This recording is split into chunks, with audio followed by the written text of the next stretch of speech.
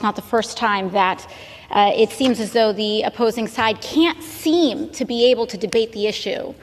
And so they must come after my character. While I cannot control the fact that the other side seems to have made the assumption that I am uneducated, one of the things that I can say, or what they may say about my worldview, one of the things that I can say is that while I may not work for Wall Street, that is true. I may not be here with the mission to increase profits for corporations. That is true. My mission here is for the well-being and dignity of our family and our planet's future. That was AOC from New York's 14th Congressional District fighting back against Republican hysteria on the Congress floor. This was after Republican Representative Jeff Duncan stood up in protest of a recent amendment introduced by AOC to the Congress floor, barring the federal leasing of public lands for oil and gas production. And of course, when you go after big oil and the powers that be, the Republicans lose their minds. This is ridiculous. Republicans are ridiculous.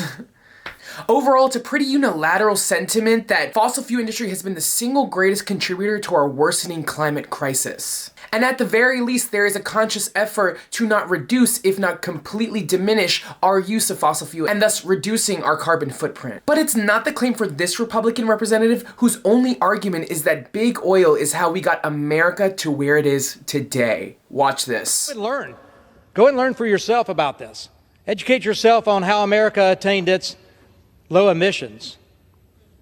You care about the air quality, you care about climate change. Natural gas is what got America there. Educate yourself on that. Then we can have a better debate about future resources, future energy production. But it's also propelling us towards an ecological disaster of apocalyptic measures.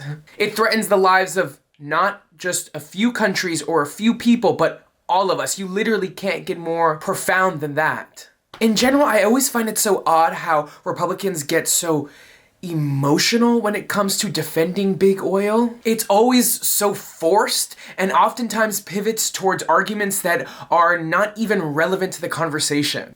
And oftentimes these emotional appeals fall flat because they're not coming from a congressional or oversight standpoint. They're coming from a personal affliction. Like, there's no way this dude really loves big oil that much, but I'm willing to bet that it's the $500,000 that Duncan has received throughout his career from energy that is getting him a little riled up. And that is the defining difference between Republicans like Jeff Duncan and our very own AOC. Duncan's baseless attacks are simply a consequence of big oil's influence into congressional politics. Puppeteered by big oil's hands, they are the insincere ruminations of a single man fighting for a pretty paycheck to the detriment of us all. But that's not where the people's hearts are, and that's not where our livelihoods are staked at. The stakes are the future of the human race and the planet Earth. On the contrary, AOC's rousing rebuttal raises some of the most imminently important questions to humankind, and her legislative actions are a hope that we can pass down to our children a healthy and sustainable planet. Where there is struggle, there is hope. And I'm glad to see people like AOC fighting for the future of our planet. This is Adrian Costa, The Breakdown. Make sure to like, comment, and subscribe, and check back for more videos. See you guys soon.